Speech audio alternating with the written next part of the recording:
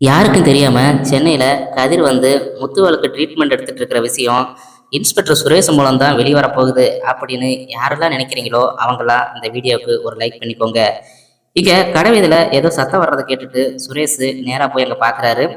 அப்ப வண்டி ஓட்டிட்டு வந்த ஒருத்தர் கதிரோட சண்டை போட்டு இருக்கிறத பார்த்துட்டு, ஹலோ இங்க என்ன பிரச்சனை அப்படின்னு சொல்லி கேட்க, நீங்க யார் சார் இது கேட்க அப்படின்னு சொல்லிட்டு அந்த வண்டி ஓட்டிட்டு வந்தவர் கேட்க, நான் இந்த ஏரியா இன்ஸ்பெக்டர் அப்படின்னு சொல்லி சுரேஷ் சொல்றாரு. பாருங்க சார், நான் நேராக கரெக்டாக தான் சார் வந்துட்டு இருந்தேன்.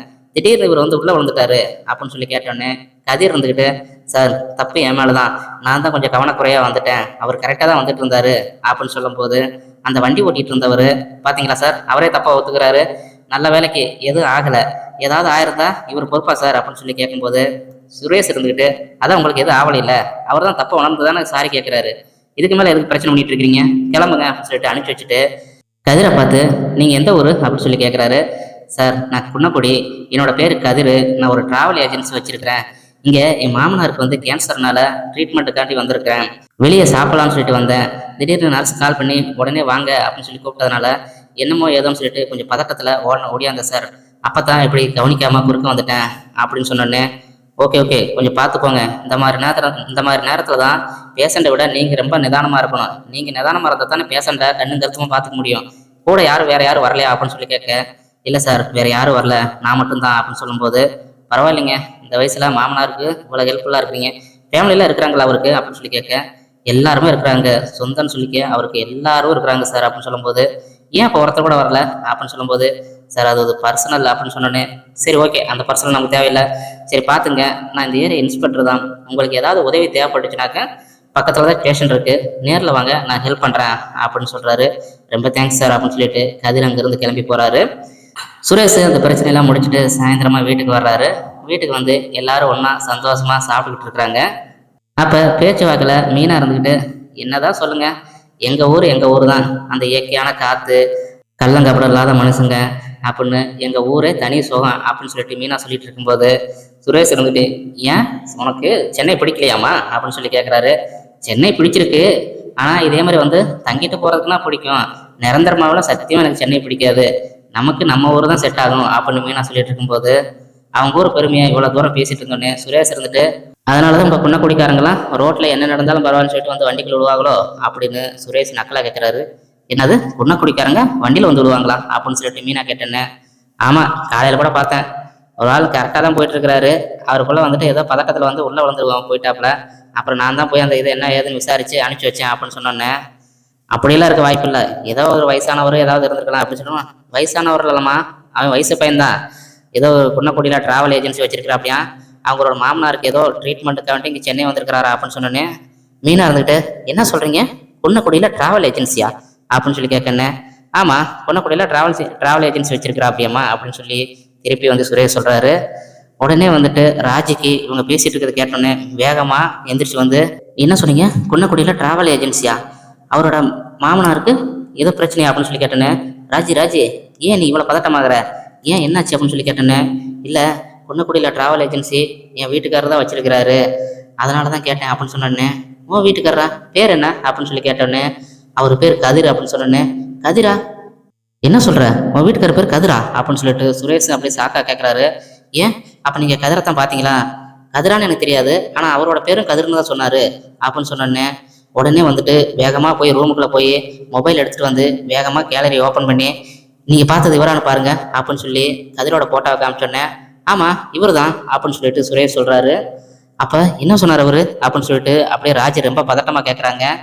அதை நான் சொன்னேனே, அவரோட மாமனாருக்கு எது கேன்சராமா, அதனால ட்ரீட்மெண்ட்டுக்காண்டி வந்திருக்கிறாங்க, அதனால தான் சென்னை வந்திருக்கிறாரு அப்படின்னு சொன்னார் அப்படின்னு சொல்லி சுரேஷ் சொன்னோன்னே அப்படியே ராஜிக்கு, எங்கள் அப்பாவுக்கு கேன்சரா அப்படின்னு சொன்னோன்னே கோமதி இருந்துட்டு வேகமாக வந்துட்டு, ஏய் இருடி, அவங்க அப்பான்னு சொல்லிட்டு உடனே இது பண்ணாத, பொண்ணுக்குடியில் எத்தனை பேர் ஏஜென்சி வச்சிருக்கிறாங்க, ஒருவேளை இன்னொரு ஏஜென்சி பேரும் கதிராக கூட இருக்கலாம்ல, எதுக்கு நீ பதட்டப்படாத அப்படின்னு சொல்லிட்டு கோமதி சொல்கிறாங்க. இல்லைத்த, ஏன்னா கதிரும் வந்துட்டு எங்கே வெளியூர் போயிருக்குன்னு சொல்லிட்டு ஏதோ போய் சொல்கிறாப்புல, அதே மாதிரி அப்பாவும் வந்து வீட்டில் எங்கே போகிறேன் ஏது போகிறேன்னு சொல்லாமல் போயிருக்கிறாரு சொல்லிட்டு அம்மா சொல்லியிருக்கிறாங்க, அப்போ இது ரெண்டையும் மேட்ச் பண்ணி பார்க்கும்போது இவங்க ரெண்டு பேரும் ஒரே இடத்துல தான் இருக்கிற மாதிரி எனக்கு தோணுது அப்படின்னு ராஜி சொன்னேன். சுரேஷ் இருந்துக்கிட்டு, நீங்கள் எதுக்கு இவ்வளோ பதட்டமாகறீங்க, அவர் எந்த ஹாஸ்பிட்டலில் என்ன டீட்டெயில்னு சொல்லிட்டு என்கிட்ட எல்லாம் டீட்டெயிலாக சொல்லியிருக்கிறாரு. நீங்கள் உடனே கிளம்புங்க, நம்ம நேரில் போய் பார்க்கலாம் அப்படின்னு சொல்ல கோமதி இருந்துக்கிட்டு, ராஜி நீ எதுவும் பதட்டப்படாத, அதான் சுரேஷ் சொல்கிறாருல, வா நம்ம நேரில் போய் பார்க்கலாம், நேரில் போய் கன்ஃபார்ம் பண்ணலாம், அதுக்குள்ளே இதாத்தான் இருக்கும் அதாத்தான் இருக்கும், நீயா போய் கட் பண்ணி வளர்த்துக்காத அப்படின்னு சொல்ல மீனா வந்துக்கிட்டு, ஆமராஜி நீ எதையுமே நீயா கற்பனை பண்ணாத, எத்தனையோ பேர் கதிர்னு பேர் வச்சிருக்கலாம், அதுக்காண்டி அந்த கதிர் தான் நம்ம கதிர்னு முடிவு பண்ணிடாத, கொஞ்சம் பொறுமையாயிரு அப்படின்னு சொல்ல, இல்லைக்கா இவங்க சொல்கிற டீட்டெயிலு இதெல்லாம் வச்சு பார்க்கும்போது எனக்கு என்னமோ கதிராத்தான் இருக்குன்னு தோணுது. ஏன்னா என் ஃபோனை இத்தனை வருஷத்தில் எப்பயுமே அவாய்ட் பண்ணதில்லை, இப்போ எல்லாம் வந்துட்டு என் ஃபோனை எடுக்கிறதுக்கே அவ்வளோ தூரம் யோசனை பண்ணுறான், அது இல்லாமல் எங்களோட பேசும்போது அப்படியே யோசித்து பேசுகிறான். இதெல்லாம் வச்சு பார்க்கும்போது எங்கள் அப்பாவுக்கு ஏதோ ஒரு பிரச்சனை, அதனால தான் எங்கள் அப்பாவை கூட்டிகிட்டு இவ ஏதோ ட்ரீட்மெண்ட்டுக்கு தான் வந்திருக்குன்னு எனக்கு தோணுது அப்படின்னு சொன்னோடனே, நீ ஏன் கட் பண்ணி வளர்த்துக்காத, வா அதான் சுரேஷ் கூப்பிட்டு போகிறேன்னு சொல்கிறாப்புல, நம்ம போய் பார்க்கலான்னு சொல்லிட்டு எல்லாரும் கிளம்புறாங்க. சுரேஷ் வந்து நேராக அந்த ஹாஸ்பிட்டலில் கூட்டிகிட்டு போகிறாரு. அந்த ஹாஸ்பிட்டலில் கூட்டிகிட்டு போய் ரிசப்ஷனில் போயிட்டு, இங்கே வந்துட்டு கதிர் அப்படிங்கிற பேரில் யாராவது வந்து பேஷண்ட்டை அட்மிஷன் பண்ணியிருக்கிறாங்களா அப்படின்னு சொல்லி கேட்க, அவங்க எல்லாம் எடுத்து பார்த்துட்டு, இல்லை சார் அப்படிலாம் வந்து அட்டெண்டர் பேரில் நாங்கள் எழுத மாட்டோம், பேஷண்ட் பேர் இருந்தால் சொல்லுங்கள் நாங்கள் செக் பண்ணி பார்க்குறோம் அப்படின்னு சொன்னோடனே, பேஷண்ட் பேர் வந்துட்டு முத்துவேல் ஏதாவது ரிஜிஸ்டர் ஆகிருக்கான்னு பாருங்கள் அப்படின்னு சொன்னோடனே, அவங்க தொலைவி பார்த்துட்டு, ஆமாம் சார் முத்துவேல்னு சொல்லிட்டு ஒருத்தர் அட்மிஷன் ஆகிருக்கிறாரு, அவருக்கு இன்றைக்கி காலையில் தான் கேன்சருக்கான ஆப்ரேஷன் முடிஞ்சிச்சு, இப்போ நல்லா இருக்கிறாரு அப்படின்னு சொன்னோடனே, அவங்க எந்த ரூமில் இருக்கிறாங்க அப்படின்னு சொல்லி சுரேஷ் கேட்குறாரு. அவங்க ரூம் நம்பர் சொன்னோடனே நேராக பதட்டத்தோட எல்லாரும் ரூமுக்கு போகிறாங்க. அங்கே போய் பார்த்தா கதிர் வந்துட்டு ஒரு சேரில் முத்துவேலுக்கு முன்னாடி உட்காந்துருக்கிறாரு. சுரேஷ் இருந்துக்கிட்டு இவங்களெல்லாம் இங்கேயே இருங்கன்னு சொல்லிட்டு சுரேஷ் மட்டும் போய் அப்படியே கூட்டிகிட்டு வர்றாரு. அப்போ இன்ஸ்பெக்டர் சுரேஷை பார்த்தோன்னு, சார் நீங்கள் தானே காலையில் அங்கே தகராறு இருக்கிற இடத்துல எனக்கு ஹெல்ப் பண்ணுனது, இங்கே என்ன சார் அப்படின்னு சொல்லி கேட்கும்போது, அப்படியே இங்கே திரும்பி பார்த்தா கோமதி மீனா ராஜிலாம் நிற்கிறத பார்த்துட்டு, சார் இவங்களாம் எப்படி சார் அப்படின்னு சொல்லிட்டு சுரேஷை பார்த்துட்டே இருக்கும்போது, இல்லை நீங்கள் காலையில் என்கிட்ட சொன்னீங்களா சில டீட்டெயிலாம், அதை வச்சு குன்னக்குடிக்காரங்க இப்படித்தான் இருப்பாங்களான்னு சொல்லிட்டு நாங்கள் நக்கலாக பேசணும். அந்த டீட்டெயிலில் கேட்கும்போது குன்னக்குடியிலேருந்து உங்கள் இங்கே இந்த ஊருக்கு வந்து ஒருத்தர் ரோடு கூட ஒழுங்காக கிராஸ் பண்ண தெரியாதா அப்படின்னு சொல்லி நானும் பேச்சுக்கு நக்கலாக சொன்னேன். அப்புறம் பார்த்தா அப்படியே பேச்சு வளர்ந்து போய் உங்கள் பேரையும் உங்கள் டீட்டெயிலாம் அங்கே சொல்ல வேண்டியதாகி போச்சு. அப்புறம் தான் உங்களோட ஃபோட்டோவை காமிச்சு இவரை பார்த்தீங்களான்னு சொல்லி கேட்டாங்க. நானும் ஆமாம் இவரை தான் பார்த்தேன்னு சொன்னதுக்கப்புறம் தான் நீங்கள் தான் ராஜோட ஹஸ்பண்ட்னு தெரிஞ்சிச்சு, உடனே உங்களை பார்க்கணும்னு சொன்னாங்க, அதனால தான் கூட்டிகிட்டு வந்தேன் அப்படின்னு சொல்லிட்டு சுரேஷ் சொன்னதும், சார் என்ன சார் இப்படி அப்படின்னு சொல்லிட்டு ஒரு மாதிரியா அப்படியே சங்கடமாக நிற்கிறாரு. உடனே ராஜி வந்து, என் ஃபோனை நீ அட்டன் பண்ணி பேசாததுக்கு இதுதான் காரணமா, எங்கள் அப்பாவுக்கு என்னாச்சு உண்மையை சொல்லு அப்படின்னு சொல்லிட்டு அப்படியே கதறாங்க. ராஜி கொஞ்சம் பொறுமையாயிரு, அப்பா இப்போ தான் இன்ஜெக்ஷன் போட்டிருக்கிறாங்க தூங்குறதுக்கு, நீ எதுவும் டிஸ்டர்ப் பண்ண வேண்டாம், நான் எல்லா டீட்டெயிலும் உங்கள்கிட்ட சொல்கிறேன் அப்படின்னு சொன்னோன்னே, எங்கள் அப்பாவுக்கு இப்படி ஒரு விஷயம் நடந்திருக்கு, அதை எங்ககிட்ட ஏன் மறைக்கணும், என்ன காரணம் அப்படின்னு சொல்லிட்டு ராஜி கதறாங்க. அப்போ கதிர் இருந்துட்டு, ராஜி அப்பாவுக்கு இப்படி ஆயிருக்குங்கிற விஷயத்த நீங்கள் சொன்னால் நீங்களாம் தாங்க மாட்டீங்க, அதனால தான் அவர் மனசுக்குள்ளே வச்சுக்கிட்டு எது நடந்தாலும் பார்த்துக்கலாம், வெளியே சொல்ல வேண்டாம், நான் குணமாயிட்டு அதுக்கப்புறம் கூட சொல்லிக்கலாம், இப்பெல்லாம் சொன்னால் அத்தையிலிருந்து அவங்க சித்தப்பா வரைக்கும் எல்லாம் தாங்க மாட்டாங்க அப்படின்னு சொல்லி தான் அவர் இவ்வளோ தூரம் தனியாகவே பார்த்துட்டு இருந்தாரு. நான் ஒரு நாள் எதாச்சியாக என் ஃப்ரெண்டை போய் பார்க்க போனப்போ தான் உங்கள் அப்பாவை பார்த்தேன், அப்போ தான் அவர் கூட்டி கொண்டு போய் நான் என்ன ஏதுன்னு டீட்டெயிலாக கேட்டேன், அப்போ தான் இந்த விஷயத்தை எல்லாமே சொன்னார். அவர் பல நாளாக வந்து இந்த செக்கப்புக்கு அவர் மட்டும்தான் தனியாக வந்துட்டு இருந்திருக்கிறாரு, அதை கூட உங்கள் வீட்டில் யாரும் கண்டுக்கல. அப்புறம் இந்த விஷயத்த சொன்னதுக்கப்புறம் தான் அவர் பக்கம் ஒரு நியாயம் இருக்குது அப்படின்னு புரிஞ்சுக்கிட்டு, சரி மற்றவங்க யாரும் ஹெல்ப் பண்ணாட்டாலும் பரவாயில்ல, நான் உங்கள் கூட கடைசி வரைக்கும் நிற்கிறேன் அப்படின்னு சொன்னேன். என் மேலே நம்பிக்கை வச்சு தான் இப்போ என்னை இவ்வளோ தூரம் கூட்டிகிட்டு வந்தார் அப்படிங்கிற மாதிரி சொன்னோன்னே, ராஜி என்ன பேசுறதுன்னு தெரியாமல் அப்படியே அழுதுகிட்டே இருக்கிறாங்க. கோமதி அப்படியே ஆனந்தத்தில் மகனை வந்து கட்டி பிடிக்கிறாங்க. நான் கூட அம்மாச்சியை வீட்டை விட்டு துரத்தும் போது உன் மேலே பயங்கர கோவத்தோட வந்தேன்டா, எப்பயும் மெச்சூரிட்டியாக நடந்துக்கிறனாச்சே, ஏன் இந்த வாட்டி இப்படி நடந்துக்கிறான்னு சொல்லிட்டு உன் மேலே எனக்கு பயங்கர கோவம் வந்துச்சு. ஆனால் நீ இப்போ செஞ்சுருக்கிற காரியத்தை பார்த்தா என் மனசெல்லாம் அப்படியே பூரிச்சு போச்சுடா. என் அண்ணனுக்கு ஒன்றுன்னு சொன்னோன்னே என் எல்லா பழியும் உன் மேலே ஏற்றுக்கிட்டு தனியால் இவ்வளோ கஷ்டத்தை உன் தோளில் சுமந்துட்டு இருக்கிற பார்த்தியா, உன்னை நினச்சா எனக்கு ரொம்ப பெருமையாக இருக்குடா அப்படின்னு சொல்லிட்டு கோமதி அப்படியே அழுகுறாங்க. இந்த சுச்சுவேஷனை புரிஞ்சுக்கிட்டு சுரேஷ் இருந்துட்டு, சரி நம்ம கொஞ்சம் அங்கிட்டு போகலாம், இங்கே இருந்துட்டா அவருக்கு டிஸ்டர்பன்ஸாக இருக்கும் அப்படின்னு சொல்லி கூட்டிகிட்டு வர்றாரு.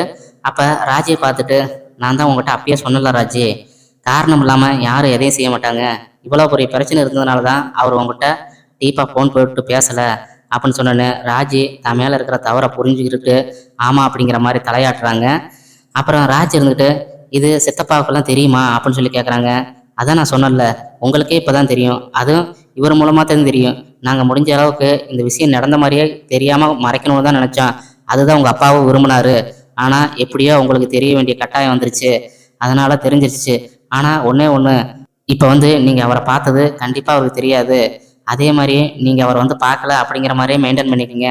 அவர் மனசுக்குள்ள தனக்கு இப்படி ஒரு வியாதி வந்திருக்கு அப்படிங்கிறத மற்றவங்களுக்கு தெரிஞ்சு அதன் மூலம் கஷ்டப்படக்கூடாது அப்படின்னு நினைக்கிறாரு. அதை மட்டும் நீங்கள் புரிஞ்சுக்குங்க அப்படின்னு சொல்லிட்டு கதிர் சொல்கிறாரு.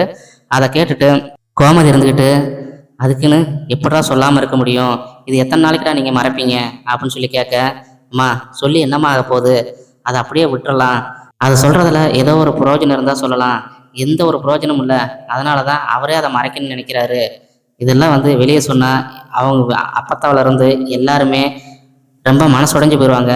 டெய்லி அவரை பார்க்கும்போதெல்லாம் அவங்களுக்கு ஒரு மன வருத்தம் இருந்துக்கிட்டே இருக்கும். அதனால தான் அவர் அதை மறைக்கணும்னு நினச்சிருக்கிறாரு. எப்பயும் போலமே கம்பீரமாக போயிட்டு கம்பீரமாக வரணும்னு ஆசைப்பட்றாரு அப்படிங்கிற மாதிரி இங்கே கதிர் சொல்கிறத கேட்டுக்கிட்டு சுச்சுவேஷன் புரிஞ்சுட்டு சுரேஷும், ஆமாம் கதிர் சொல்கிறதும் கரெக்டு தான், அவர் என்ன ஆசைப்படுறாரோ அதுபடியே அவர் இருந்துட்டு போகட்டும், நம்ம எதுக்கு அந்த இதை இது பண்ணணும், அவர் ஒன்றும் தப்பு செய்யலையே, யாருக்கும் துரோகம் பண்ணலையே, அவருக்கு எந்த ஒரு வியாதி இல்லைன்னு சொல்லிட்டு எல்லாரும் நம்ம மேலே எப்பயும் போல இருக்கணும்னு ஆசைப்படுறாரு அப்படிங்கிற மாதிரி சுரேஷ் சொல்ல, அதை கேட்டுட்டு எல்லாம் அமைதியாக நிற்கிறாங்க.